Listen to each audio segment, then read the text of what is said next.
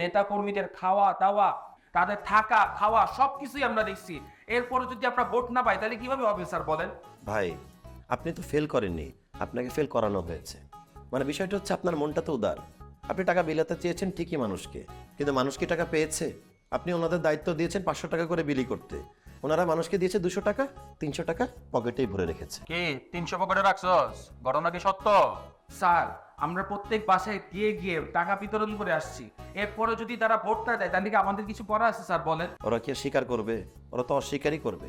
তবে এটাও ঠিক, আপনার টাকা খেয়ে অনেকে আপনাকে ভোট দেয়নি। এই যেমন আমার পরিচিত মানু ভাই, আপনার কাছ থেকে টাকা খেয়েছে ঠিকই, কিন্তু ভোট দিয়েছে মাস্টারকে, মানে নুন খেয়ে গুণ গায়নি আর কি।